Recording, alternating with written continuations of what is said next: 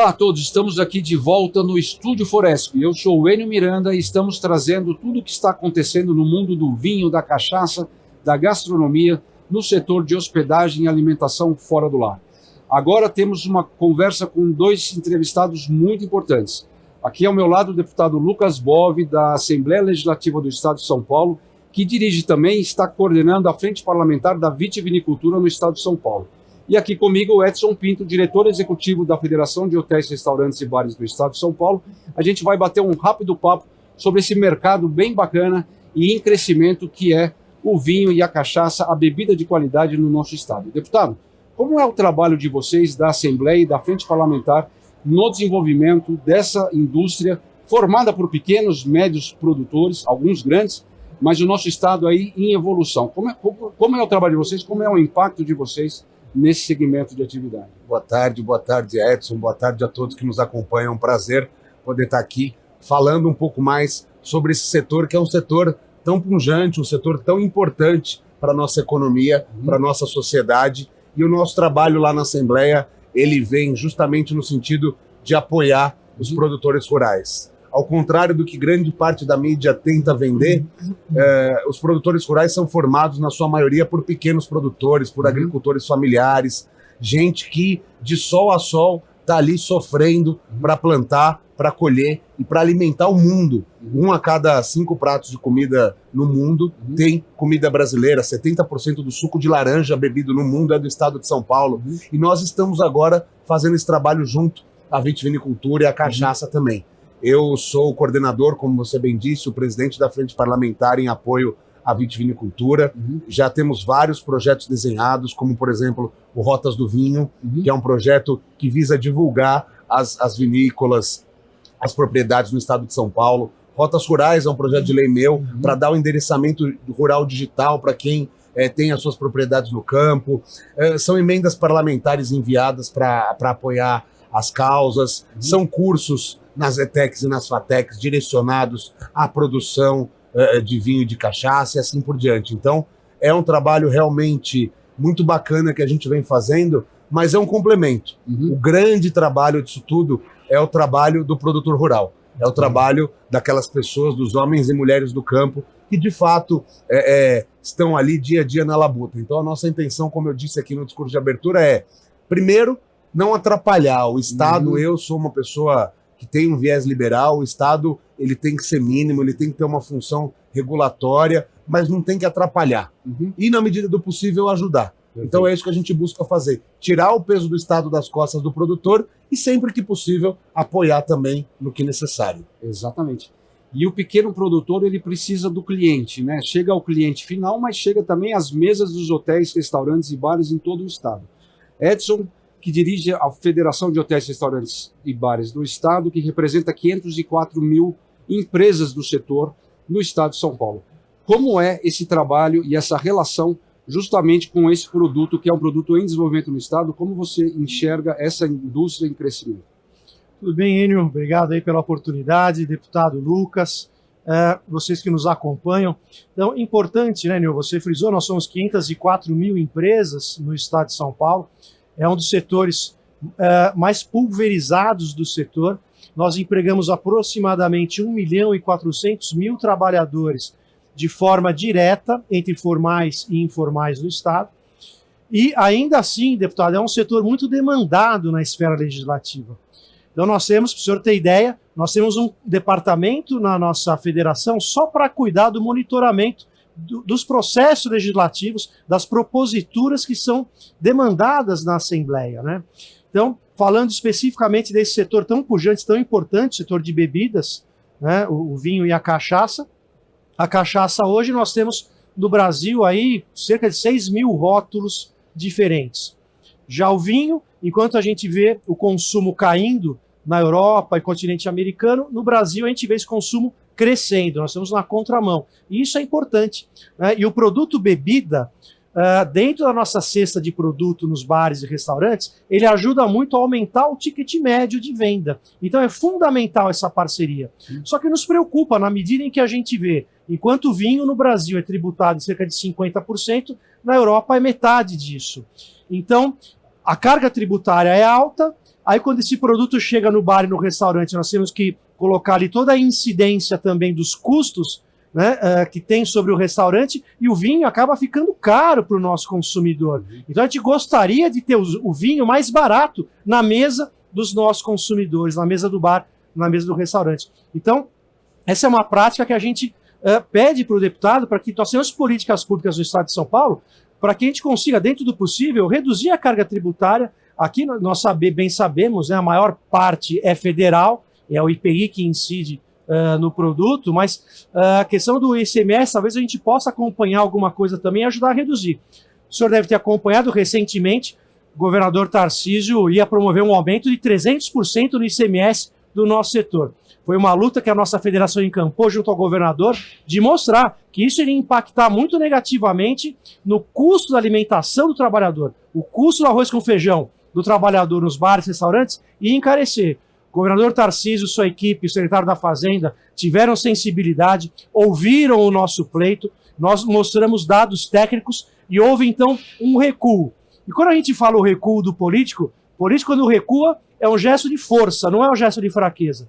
Então, ele entendeu a argumentação do setor e teve a coragem de uma decisão que já estava tomada de voltar atrás e houve, sim, um aumento de 25%.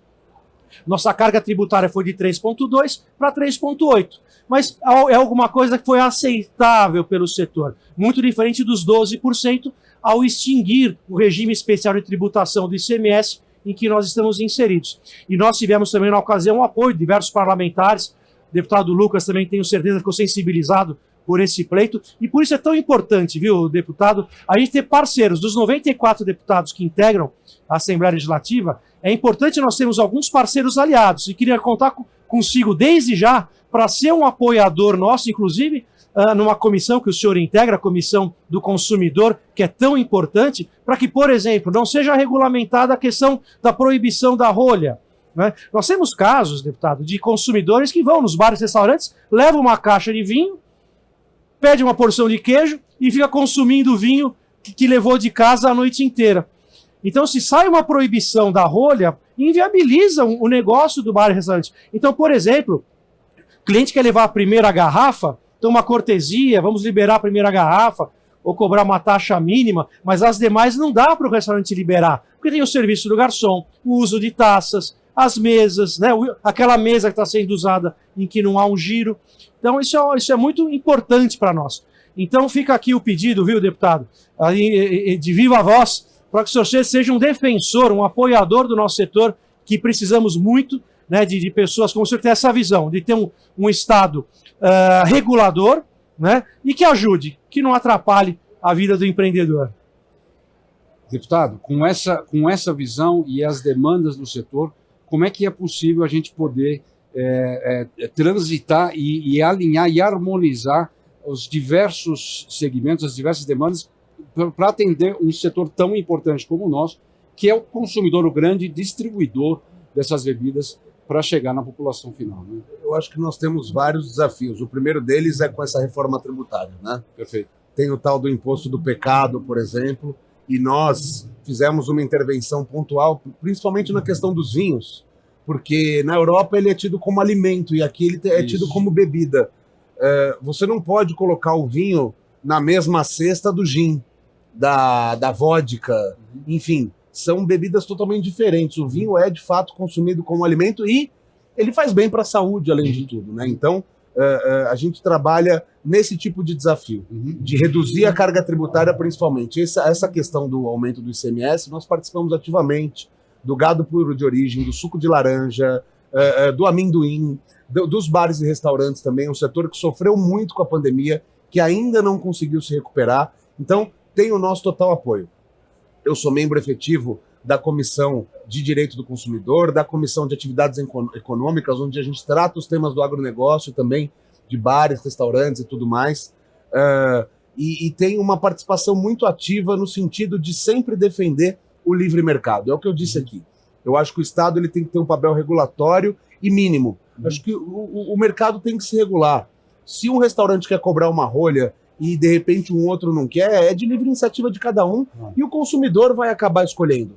Então acho que é muito importante o trabalho nesse sentido e também um trabalho de formação, é importante pontuar. Eu sou vice-presidente da Comissão de Educação e nós temos vários projetos nesse sentido, de conscientização das crianças, por exemplo, no caso do etanol paulista, claro que no caso da bebida alcoólica nós não vamos levar dentro das escolas, mas de formação nas ETECs, nas FATECs. Eu tive em Pirapozinho, por exemplo, lá no Oeste Paulista, tem um grande hotel lá, é um resort. E ele estava me contando a dificuldade de expandir, ele já tinha construído, mas ele não conseguia abrir os novos quartos, porque ele não tinha camareira, ele não tinha garçom, ele não tinha atendente. Então, a gente precisa também investir nisso, na formação, para que o brasileiro, o paulista, preste cada vez mais um melhor serviço ao turista, para que o turista possa voltar e aí sim os bares, restaurantes e hotéis consigam agregar valor com os seus funcionários, com a qualidade do seu serviço e quem sabe até subir um pouquinho o preço. Se a gente conseguir melhorar a qualidade, reduzir imposto, melhorar a qualidade da mão de obra e reduzir imposto, acho que sem dúvida nenhuma nos próximos anos o setor tem tudo para se recuperar plenamente e expandir, assim como o setor das bebidas aqui no Brasil, em especial aqui no estado de São Paulo, a cachaça e o vinho. Perfeitamente. Você tocou num ponto fundamental, que é a mão de obra qualificada, né? Antes a gente falava que falta mão de obra qualificada, agora falta mão de obra, né? Como é que a gente vê isso na federação e o trabalho que a gente vem fazendo nesse sentido, em colaboração, inclusive, com as autoridades e a força pública, a autoridade pública? Bom, a federação ela tem 20 sindicatos patronais que nos representam, né, nas suas respectivas regiões administrativas. Nós estamos presentes nos 645 municípios do estado através desses 20 sindicatos. E cada sindicato, eu presido o sindicato de Osasco, Alphaville e região, além de ser o diretor executivo da entidade. E cada sindicato tem a sua atividade, sua escola de hotelaria ali composta e formada justamente para capacitar, para qualificar. Mas a grande dificuldade hoje, então os cursos existem, a grande dificuldade é atrair essas pessoas, esses trabalhadores para o nosso setor. Né? A gente está ainda tentando entender, né, o que está acontecendo hoje. Se é o excesso de programas sociais que afastam os trabalhadores, não generalizando, mas essa nova geração que tem uma dificuldade em trabalhar aos sábados, domingos, trabalhar à noite. O setor hoteleiro é 24 horas. E essas pessoas, esses jovens, não querem mais a carteira assinada, que era o sonho antigamente, eles querem mais liberdade. Então essa é uma discussão, e nós que temos a responsabilidade de fazer as convenções coletivas de trabalho com a representação dos trabalhadores, nós temos essa missão de discutir e entender onde é que a gente pode flexibilizar o mercado, sem com isso trazer a pejotização, ou sem com isso trazer a precarização do trabalho, mantendo as garantias dos trabalhadores, mas como é que a gente pode fazer? Mas trazer um outro tema para o deputado, viu, deputado? Importante ter esses dados em mente também, a questão de bebidas. Nosso núcleo de pesquisas e estatísticas da federação, semana retrasada, saiu a última pesquisa nossa. Deputado, 36% das bebidas no Brasil hoje são falsificadas ou adulteradas de alguma forma. Esse é um número que chegou, é absurdo, 36% é muita coisa. Então, ou seja, no cigarro, está em 40% dos cigarros são contrabandeados ou falsificados. Então, eu acho, deputado, o combate ao mercado ilegal, eu acho que é uma bandeira que a Assembleia deve ter, porque isso arrebenta com a indústria, arrebenta com o mercado, arrebenta com os empregos, na medida em que não há um combate efetivo. Né? Então isso envolve questão de tributação, para que o produto legal não fique mais caro do que o produto contrabandeado, e a questão da fiscalização e controle dos órgãos, né, também repressivos, isso é fundamental. Então é um apelo também, viu, deputado, levar essa bandeira de combate ao mercado ilegal. Pode contar conosco, com o nosso apoio, sem dúvida, e é uma questão de saúde pública até, né? Uma bebida, o cigarro já faz mal normalmente, o falsificado, então a gente não sabe o que tem ali, né? Então, sem dúvida nenhuma, tem o nosso apoio. Nós estamos com uma dificuldade muito grande, porque o Estado é um Estado que vem há anos com uma administração, digamos assim, não ideal, e o governador tem reorganizado as contas, então nós temos uma defasagem de mais de 30%, por exemplo, nas fileiras das nossas polícias, o que dificulta muito, sem dúvida nenhuma, o trabalho da Polícia Rodoviária, que tem que fazer essa fiscalização. E, por outro lado, temos um governo federal que é bastante permissivo em relação à criminalidade, o que também aumenta esses índices. Mas é um ponto a se observar, sim. Eu vou levar essa sua colocação para o secretário Derrite, que você conhece também, você tem uma história aí junto à polícia. Então, aliás, te convido, Edson, vamos pensar em alguma coisa que seja factível para o Estado de São Paulo. Vamos juntos, de repente, até a Secretaria de Segurança Pública para apresentar para o secretário essa demanda, essa necessidade, mostrar a perda de arrecadação que isso representa para o Estado, o quanto isso poderia estar sendo reinvestido na própria segurança pública, por exemplo, e de repente mostrar também para o secretário da Fazenda, que faz um excelente trabalho, mas é o homem do caixa ali, que reduzir os impostos talvez possa nos ajudar também, porque sem dúvida nenhuma, imposto alto é um convite à sonegação, à ilegalidade, e é tudo que a gente não precisa para o crescimento econômico do nosso Estado. Muito bom. Então, convite aceito. Vamos fazer esse encontro, quem sabe, na nossa sede lá, receber o delegado-geral, o secretário, Vai ser um prazer. com essa pauta, sobre a sua liderança, deputado. Vai ser muito importante a gente trazer, fomentar esse debate. Estaremos lá. Olha, já gerou frutos a nossa conversa. Pois é, Olha que desenvolvimento acontecendo aqui direto para vocês nos estúdios Foresp. Muito obrigado, deputado, pela presença. É um prazer tê-lo aqui. Muito obrigado, Edson, pela presença. E esse foi mais uma entrevista nossa aqui dos estúdios Foresp. Muito obrigado a você que está nos assistindo.